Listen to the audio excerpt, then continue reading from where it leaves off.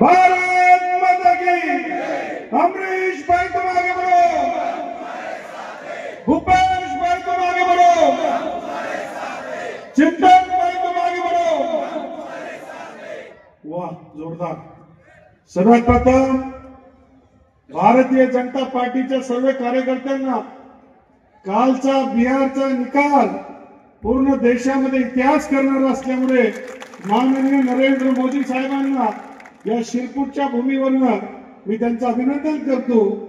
लोक म्हणत होते की टिप टॉप निवडणूक आहे, अशी अडचण होईल तशी अडचण होईल, पण जोपर्यंत नरेंद्र मोदींचा करिश्मा आहे, अमित भाई सारखा चाणक्य आहे, तोपर्यंत भारतामध्ये देशभक्तांचा हिंदुत्ववादी विचारांचा पक्ष आणि सामान्यांची सेवा करणारा भारतीय जनता पक्षाचाच निकाल आपल्या बाजूने येत राहील। काल अत्यंत उत्साहामध्ये वातावरण तयार झाला आणि मोके आपले अमरीश भाई पण सांगत होते त्या बिहारमधला जंगल राज, हा गुंडा राज, हा सर्व संपवण्याचं काम माननीय नरेंद्र मोदी साहेबांनी केलं। खरं तर आपल्या राज्यामध्ये सुद्धा विधानसभेच्या दरम्यान अत्यंत मोठी प्रचंड अशी सुनामी होती आणि देवेंद्र फडणवीस साहेबांच्या नेतृत्वाखाली महाराष्ट्रामध्ये चांद्यापासून तर बांद्यापर्यंत जी विकासाची गंगा त्यांनी आणलेली, सामान्य लोकांनी त्यांना पाठिंबा दिला आणि फिर एक बार देवेंद्र सरकार अशी घोषणा देत एकतर्फी महायुतीची सरकार आली। माननीय देवेंद्र फडणवीस साहेब असतील, एकनाथजी शिंदे असतील, अजित पवार साहेब असतील, यांच्या नेतृत्वाखाली हे विकासाचे काम होत असताना महायुतीने एक विचार केला आणि देवेंद्र फडणवीस साहेबांच्या नेतृत्वाखाली भारतीय जनता पार्टी ही महाराष्ट्रामध्ये नंबर 1 ची पार्टी ही बनली आहे आणि विधानसभेमध्ये जवळपास मेजॉरिटी पर्यंतचे आपले आकडे आहेत। आजच्या काळामध्ये स्थानिक स्वराज्य संस्थेमध्ये आपली सगळीकडे एकतर्फी सरशी झाली होती, विजय झाला होता आणि यावेळी देखील धुळे जिल्हा हा भारतीय जनता पार्टीचा बालेकिल्ला म्हणून त्याची ओळख निर्माण झाली आहे आणि ती ओळख राखण्याचे काम आपल्याकडनं आहे। मी आपल्याकडनं ज्या 4 नगरपालिका आहेत त्याच्यामध्ये पिंपळनेर आहे, शिरपूर आहे, डोंडाची आहे, शिंदखेडा आहे, इथे मेजॉरिटी आणण्यासाठी संदर्भात आलो नाही, तिथे ऑलरेडी आहेच। 100% भाजपा म्हणजे 100% भाजपा ही विनंती करण्यासाठी पालकमंत्री या नात्याने आले। हे आपले 32 अधिक 1 33 उमेदवार आतापासून प्रचाराला सुरू केलं पाहिजे। उमेदवारांचं उद्या परवा जे काय सोपस्कार ते होत राहील, वरती कमळ आणि खाली कमळ, दोघंही कमळ, हे 3 चाकांचं कमळ, हे आपले तिघही कमळाच्या निशाणीवर हे मतदान करण्यासंदर्भात आपल्या सगळ्यांना लोकांना विनंती करण्याची गरज आहे। 1984 मध्ये माननीय अमरीश भाई हे व्यापार करत होते आणि या शिरपूरच्या लोकांनी त्यांना नगराध्यक्ष बनण्याची त्यांना संधी दिली, त्यांना किंबहुना राजकारणामध्ये लोटलं, पण आलेली संधीचं सोनं केलं पाहिजे, सामान्यांचा विकास केला पाहिजे या भावनेने अमरीश भाईंनी सुरुवात केली आणि पाहता पाहता उभं आयुष्य मागचे 40 वर्ष या गावाची सेवा करता करता एक आदर्श शिरपूर, पिण्याचं पाणी असतील, रस्ते असतील, बिल्डिंग असतील, या प्रत्येकाला आदर्श वाटतील अशी व्यवस्था हे निर्माण करण्यासाठी त्यांनी त्यांचं आयुष्य खपलं।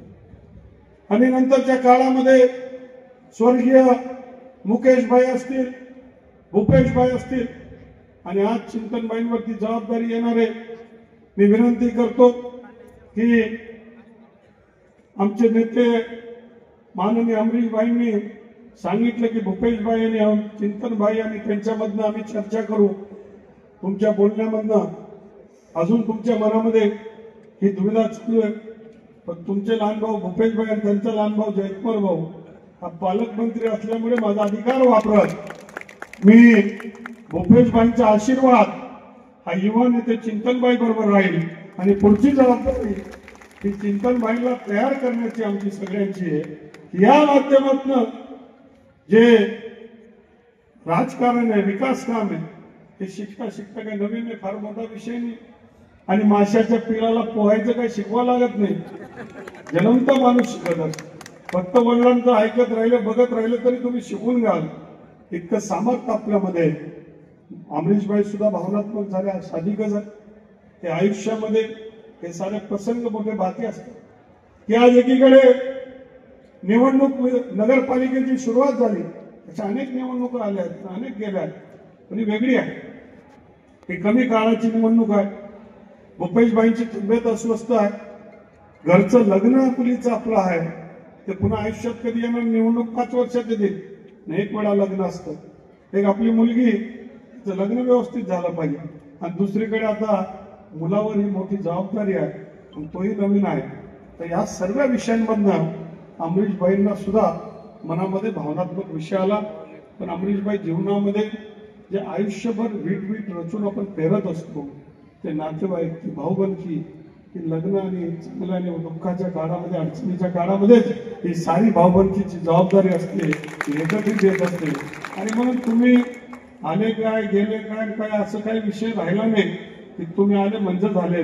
इतके दिग्गज बसलेले आहेत, असे काही लोक मी समोरून पाहतोय, ते बी 4-4, 5-5 टर्मचे नगरसेवक आहेत, काही माजी सदस्य आहेत, काही सगळे आहेत. आम्ही सुद्धा, आम्हाला काय काम आहे, आम्हाला फिरायचं जिल्ह्यामध्ये 4ही ठिकाणी. आणि म्हणून 4ही ठिकाणी तुम्ही, म्हणजे मी आहे, ते रामदादा आहे, ते कुणाल बाबा आहे, ते बापू कलाने, ते सुभाष बाबा भामरे, अजून सारी ही बीजेपीचे बबन भाऊ आहेत, राहुल भाऊ आहेत, सारी टीम ही सगळ्याकडनं येईल. खरं आपण सांगत नाही, तर मध्य प्रदेशचे लोक, ते आपले बाजूचे इंदोरचे काय विजय वर्गीजी, तेच 100, 200, 500 लोक घेऊन तुमच्या नावाने होतात. आणि म्हणून ही जबाबदारी आपली आहे. कारण बांधवांनो, देशामध्ये माननीय मोदी साहेबांचं राज्य आहे, त्यांच्या नेतृत्वाखाली महाराष्ट्राने भारताचा विकास होतोय. देवेंद्र फडणवीस साहेबांच्या नेतृत्वाखाली महाराष्ट्राचा विकास होतोय. आणि इतकी सुवर्ण संधी असताना आपल्या गावामध्ये एक रेकॉर्ड करण्याचं काम जे नेहमीच तुमच्याकडे आहे. एक 33च्या 33 लोक आपले आले पाहिजे, ही जबाबदारी आपली. आम्ही सुद्धा सातत्याने स्पर्धा करत असतो. शिरपूरमध्ये नवीन काय झालं तसंच आम्हाला पण बनवायचंय. मी केलं की शिंदखेडावाला करतो, शिंदखेडावाला केलं की लगेच दुसरं धुळेवाला करतो, नंदुरबारवाला करतो. आणि यांच्याकडनं शिकून बघून आम्ही सुद्धा करत असतो. इतका आदर्श हे काम बघे. शेवटी बांधवांनो, आपल्याला पाहिजे की यांच्या माध्यमातून जी विकासाची गंगा आहे, ती गंगा घराघरापर्यंत पोहोचते. तुमचा कोणता फिल्टरचा प्लांट करणारा अगरवाल होता, त्या इंजिनियरला मी माझ्याकडे घेत होतो, पण तुम्ही पुन्हा शिक्षण घेतलं. कसं बनवलं आमच्याकडे मी दाखवा. आणि असं एक एक गोष्टीचं उदाहरण आपण घेतो. मग आपल्याकडे शिक्षणाची नगरी आपण उभी केली. या महाराष्ट्रामधले किती दूरदूरचे लोक, भारतामधले किती दूरदूरचे लोक हे इथे आपल्याकडे शिक्षणासाठी येतात. अगदी काश्मीर पासून तर कन्याकुमारी पर्यंत आणि आसाम पासून तर द्वारका पर्यंतचे मुलं इथे शिकायला येतात. मला मुंबईमध्ये भेटत असतात. धुळे जिल्हा सांगितलं की ते म्हणतात, साहेब हमारा बेटा शिरपूर में पढ़ रहा, लगा दो, बोलो मतलब उधर उनका काम अच्छा जोरदार. एक शिक्षण नगरी इथे तयार झाली. जे शिक्षणाचं काम त्यांनी उभं केलं